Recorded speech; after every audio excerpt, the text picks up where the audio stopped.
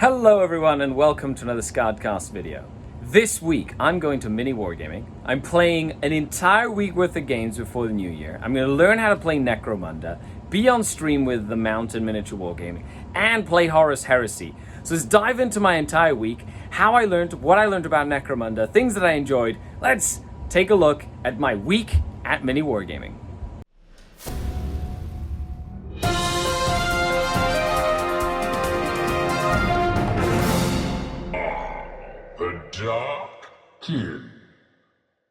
Okay, so let's take a look at my little gang of Necromunda enforcers that I built that I'm going to take down. I'm going to go over the list and kind of what I'm expecting. Then we'll go through all the different games that I played, and we'll break it down at the end of the 6-game campaign that we're doing. And then we'll come back to the studio, and it'll be like a tournament to review, but an entire week of Miniwargaming. So here is my starting gang. I'm using the enforcers. Now, before I went down to learn about Necromunda, I watched lots and lots of videos. I'll put some of the resources I use down in the description below. But my enforcer is led by a captain who has a concussion grenade launcher. I've got 2 sergeants, one with a bolter. I've got Deadshot with the misses, which is a sniper rifle. Those are 2 sergeants. And I have 4 patrolmen. 2 what are called subjugator patrolmen, one of them has a grenade launcher, and 2 palanite patrolmen, one has a pistol and one has a shotgun. So with that, this is my gang at the beginning of this campaign. I had lots of fun. I painted up this whole Necromunda gang, which is awesome. So let's dive into the campaign, the missions, and see how the patrolmen from Precinct Sub-Level Garrison Ultima do this campaign. Game number 1, I'm playing against Luca's Goliath gang, and we're playing a sabotage mission, which is really cool. This is the first run out for the gang. Yeah, I get to attack. So end of the first game was really fun. The patrolmen, you're gonna have to watch the whole campaign, so I'll make sure I put a link down below so you can see it, but it was a really fun game. The gangers, like, learning the mechanics probably took the longest part, even though we're rolling like 2 dice at a time, but there was some crazy fun stuff that happened, like my concussion carbine, like, just instantly taking someone out of action at range, which was hilarious. And then Boomer, my shotgunner, running in and coup de grace one of the gangers and literally robbing them, like picking his pockets, which was awesome. Okay, so with that, let's go on to the second game. So it's lunch on day 1. I decided to go to McDonald's, and I brought Ollie with me. Say hi, Ollie. You just have to say hi. Hi. There you go. He's just sitting beside me. I'm just waiting for our food, but so far having fun. And this, of course, is what I've been doing every week, essentially, for the last over a year. Usually 2 days out of the week, but this time it's 4 days, which I'm really, really excited about. So we're done filming for the day, and I get to hang out in one of the awesome Miniwargaming themed rooms, which is really neat. There you go, look at that. It's pretty awesome. I'm in the mortal rooms, of course. The Mark of Dave is ever present. Well, this is the other board that we're playing on. It's a game 2 of our Necromunda campaign, or my game 2. Steve and Luca got to play. I got to play Matthew. I played an ambush mission, and it was really fun. So we got to play really neat times. It was quick. It was brutal. Of course, you're going to get to watch that later. But with that, I guess we're setting up for another game today. So we're going to be playing 2 games today, and I get to play against Steve's Delac next. I'm very excited about that. Shh, don't tell them. Don't tell them they're on camera. But they're on camera. They're playing games. Look at them. They're so happy. Game 3, playing against Steve and his Delac gang on this awesome looking table again, which is awesome. Well, that was the end of the game. I was able to take all the loot crates. Man, this game can be so brutal so quickly. It was looking okay, and then all of a sudden I had a bolter guy shoot one of the Delac gangers, and he like just died, breaking a guy that was close to me. He just like fled for the hills as a reactive super bolts from, we call him Lawman, because he's got an enforcer bolt gun. So that's 3 for 3 so far. So this is going to be the end of the domination phase of a Necromunda campaign, where you sort of like fight for territories that aren't like assigned yet, and then in the second phase of a campaign, you essentially fight for control of the territories and things like that. But as of now, I'm policing 3 territories. I've got all the reputation from that, and it's just looking like, so far we go through, like, we have a rest week, so I'm gonna have a bunch of credits to spend. So I'm really looking forward to seeing what I can do with those credits. Hired guns, an ambot, who knows, we'll see. But it sounds exciting as we move into the second part of the campaign. It's day number 3 of filming, and this is game number 4. I'm playing against Luca and his Goliath. Our gangs have both sort of like really updated over what we call a break period. So we're just playing a straight up like gang fight. So it's like 12 inches deployment up, and we just get to fight each other and try to take each other out of action. That's literally the name of the game in this mission, which is going to be definitely less sneaky than all the other enforcer gang stuff that I've done, like ambushing people or sabotaging things. And now it's like it's a straight up fight, so we'll see how the enforcers do in a straight up fight. Well, that game went quick and brutal. The cops came in, they saw, and they cracked down. It was nuts. Choke gas grenades. I'm loving them. And here we are after the end of the 5th game of our little campaign. I ended up playing Matthew, and I got to build a really cool precinct house. So I literally built like a little fortress. And I had my little sentries in, and you had to kill this, destroy this little Promethean tech, and you ran in and like blew it up and then tried to run away. And there was like stuff blowing up and whatever. It was a really fun mission, sabotage, at the Enforcer Precinct House, which is like a little fortress that I get to make the terrain and make it look cool and stuff. And so now it's the afternoon, the evening at the Miniwargaming bunker. I'm gonna eat some food, and then I get to be on stream at, with Steve, Mountain Miniature Wargaming, on his channel. We're playing Warhammer Fantasy. That's right, Thursdays is stream day. So I'm gonna be hanging out and playing with the Dark Elves. Really looking forward to that.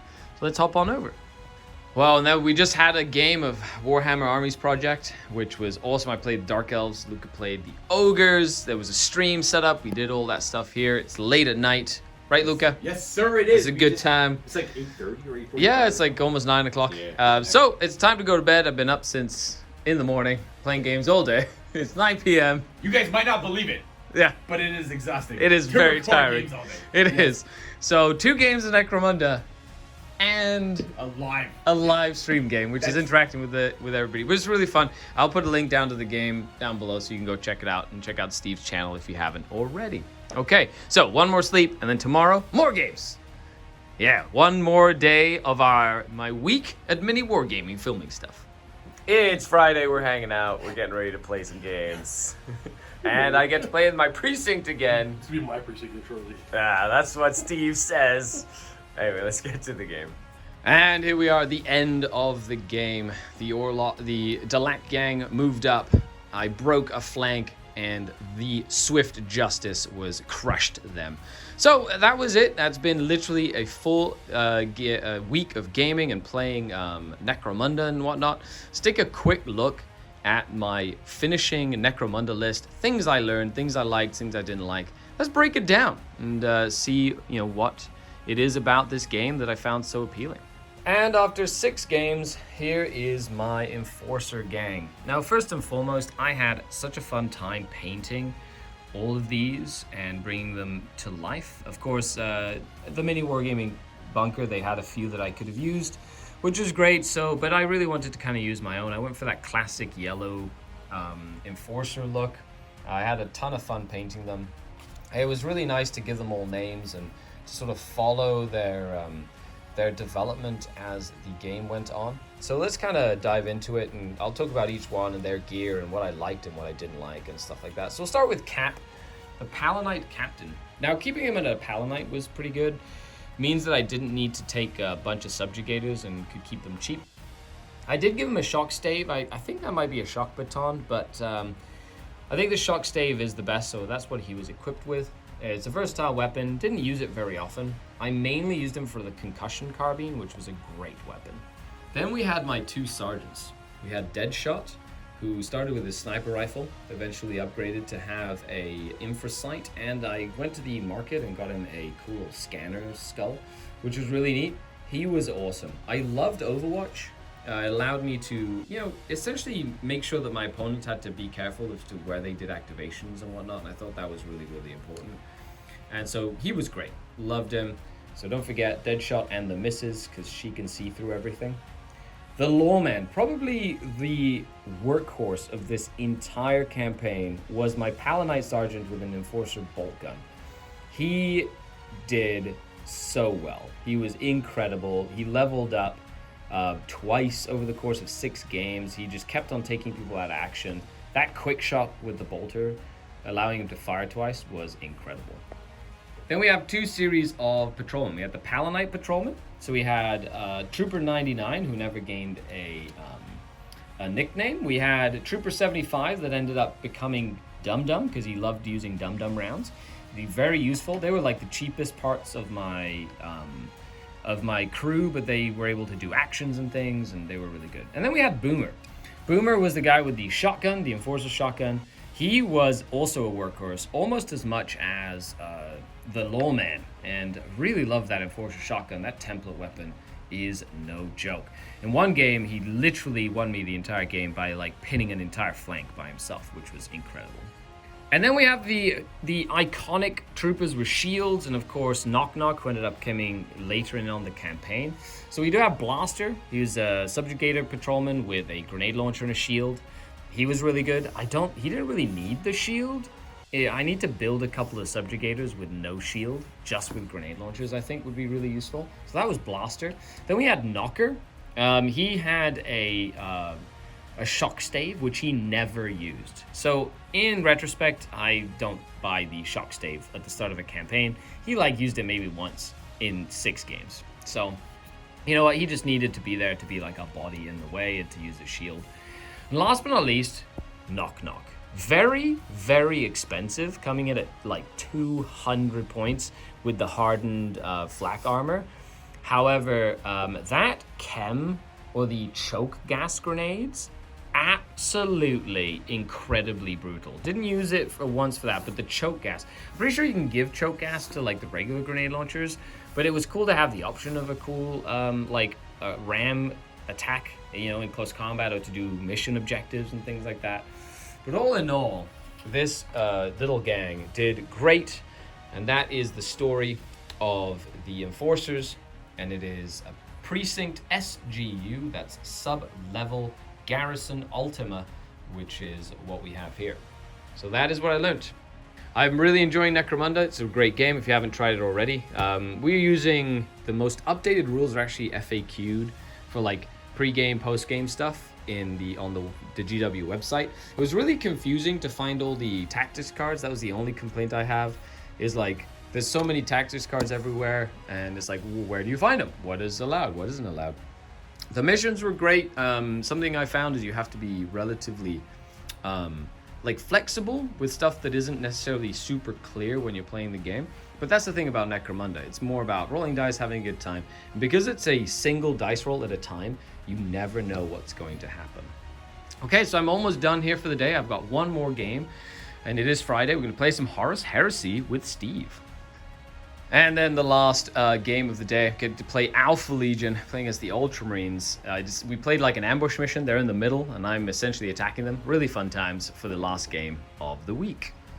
And we're back at the studio. Thank you so much for watching, everyone. I hope you enjoyed my week at Miniwargaming. I enjoyed playing Necromunda. Thank you, Steve, Miniature Wargaming. Thank you, Miniwargaming, for everything you do for the community. Make sure you check the links down below to all that stuff. So here is to a fantastic new year, 2023. Let's do this. Huge shout out to all the channel Patreons and supporters. Like, share, and subscribe. Now, of course, if you want to support me and the content I make, best way to do that is by hopping onto Patreon. The link is down below, and I'll see you in the Discord as well as all the bonus stuff we do for the community. Thank you very much. I've been Skari, your grateful host, signing off until next time. Necromunda. Bye, everybody.